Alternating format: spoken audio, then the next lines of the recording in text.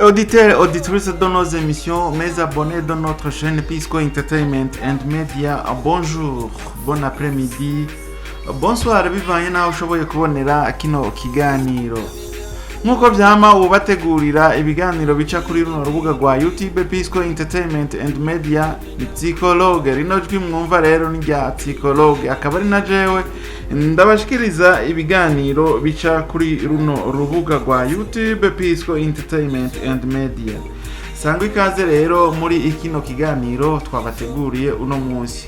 Uyu munsi tugomba tubabwire amateka avugwa mu ntara imwe iri mu gihugu c'Uburundi. Iyo ntara nayo si yindi, ni intara ifise amateka yiharije, intara ya Kayanza. Muti imbega intara ya Kayanza vyifashe gute mu ntara ya Kayanza? Bibutse ko intara ya Kayanza ari intara nziza, ari intara yagutse, intara ya Kayanza. Kandi uyu munsi naho twoja muri industry twosanga intara ya Kayanza ariyo ivamwo abaririmbyi, ivamwo abanyatugenegene benshi gusumba abandi bose bava mu zindi intara zigize igihugu c'Uburundi. Aho ndavuga muri za ntara za kera, za ntara 18, simvuga muri za ntara zitanu zagutse.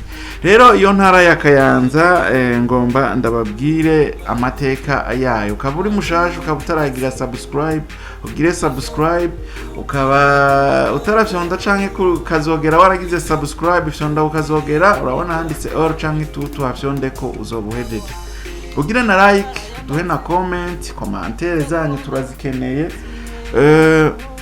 Hanyuma ugire na partage kugira ngo bene wanyu nabo bazobone ibiganiro tubashikiriza biciye kuri runo rubuga rwacu rwa YouTube Pisco Entertainment and Media. Reka rero tumire amate gatoya, turaje tubabwire mu idonido rya kino kiganiro intara ya Kayanza, ukuntu yifashe intara ya Kayanza, ivyo isumbije izindi ntara zigize igihugu ciza c'Uburundi.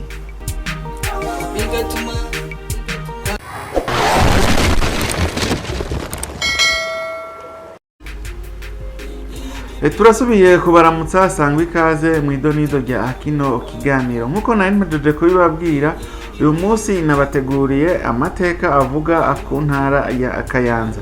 Intara ya Kayanza ni imwe mu ntara 18 zigize igihugu c'Uburundi, irangwa n'ubutaka butotahaye, ikarangwa kandi n'abantu b'imvuga akuri n'inkerebutsi hamwe n'akaranga kadasanzwe.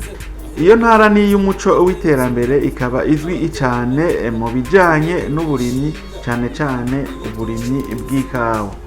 Muravyumva yuko intara ya Kayanza ari intara igizwe n'abantu b'inkerebutsi, abantu b'imvuga kuri, kandi ari intara idasanzwe ku bintu by'imico n'akaranga. Uribaza muti intara ya Kayanza yoba itumbereye hehe neza na neza mu gihugu c'Uburundi?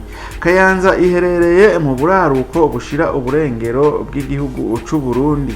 Imbibe ikaba ihana imbibe n'intara ya Ngozi. Iyo ntara ya Ngozi ikaba iri mu buraruko. Mu bumanuko naho tukahasanga intara ya Muramvya, mu burengero tukahasanga intara ya Cibitoki. Ibiranga navyo hamwe n'ivyo isumbya izindi intara, ifise ubutaka bumera cane, burimwamo neza ikawa y'akarorero, bikayigira intara iyoboye izindi intara mu kurima igiterwa c'agahawa, igiterwa c'ikawa. Ifise abantu benshi cane, ikaca igira akabiri ikurikira intara ya Bujumbura mu kugira abantu benshi. Akaranga ko kubaha n'ubwitonzi hamwe n'ubugeni bidasanzwe mu kuganira neza. Urumva abantu bo mu ntara ya Kayanza n'abantu baganira neza, n'abantu bafise imico myiza, n'abantu bitaho abandi bantu, n'abantu bameze neza muri rusange. Barafise indirimbo, imidari bidasanzwe bikundwa acane. Nkuko nari nabivuze, naho twoza muri industry uyu munsi tuzohasanga ibihangange mu muziki, hariho abagore bahitinze cyane, zobasanga kuri TikTok, abagore bazi gutamba, ngira ngo muramaze kubabona abantu mukurikirana imbuga za TikTok, bajya bakaba baturuka mu ntara ya Kayanza. Turahabona umuraperi wa mbere yemera yitwa Rap Yuda, nawe nsuwundi yitwa Boniface gira uko ishaka ariwe B-Face, benshi bamuzi ku izina rya B-Face. Zohasanga abandi nka ba D1, ba Rinoji n'abandi benshi ba Menya Frere, bose abagize Buja Flavor benshi baturuka mu ntara ya Kayanza. Rero murumva yuko intara ya Kayanza nayo ifise ibintu byinshi, ifise n'abantu benshi b'ingirakamaro mu gihugu ciza acu Burundi. Aho tugiye no muri babandi muri politike, tuzohasanga abashinga amateka, tuzohasanga indongozi zidasanzwe. Nkwibutse ko na Domitiano Ndayizeye nawe nyene aturuka muri iyo ntara, wahoze ari umukuru w'igihugu ciza c'u Burundi.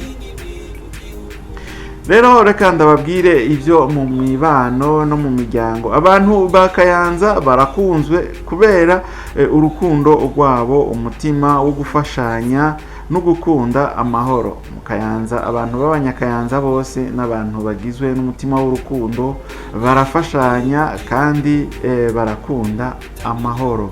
Abashitsi ndavuga nk'abantu batavuka muri iyo ntara barakigwa neza, ntibahagirira ibibazo naho bataba bavuka muri iyo ntara canke mu gihugu c'u Burundi.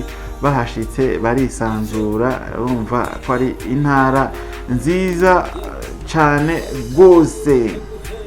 Muri politike Kayanza yaratanze abayobozi, ndavuga abategetsi b'ingirakamaro mu gihugu, harimo n'abigeze kuba abashinga amateka, abategetsi hamwe n'abandi b'intwari. Kayanza irakora ibikorwa byinshi ivy'iterambere ku rwego rw'igihugu ciza c'u Burundi hamwe no ku rwego rw'intara ya Kayanza. Intara ya Kayanza ni igice c'u Burundi gifise agaciro kadasanzwe mu mibano, uburimyi, umutekano n'akaranga.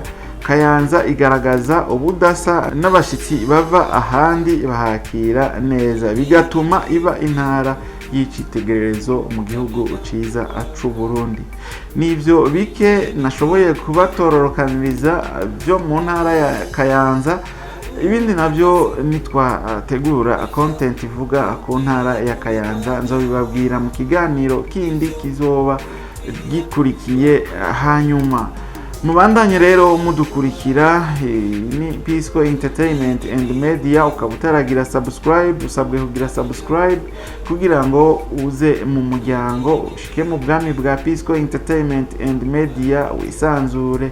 Twebwe nta mbibe dufise, urasabwe no kuzahugira partage ya kino kiganiro kugira ngo n'uwundi wese atarazi amateka y'intara ya Kayanza amenye yuko Kayanza ari intara y'icitegererezo, intara nziza, intara yagutse, intara isumba izindi ntara zo mu gihugu c'u Burundi.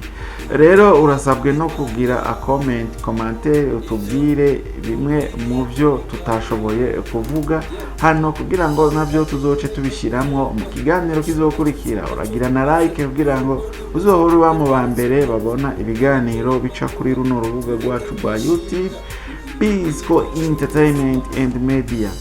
Sawa rero nawe utaha mu kindi kiganiro, ariko nkwibutsa ukaba waramaze kugira subscribe,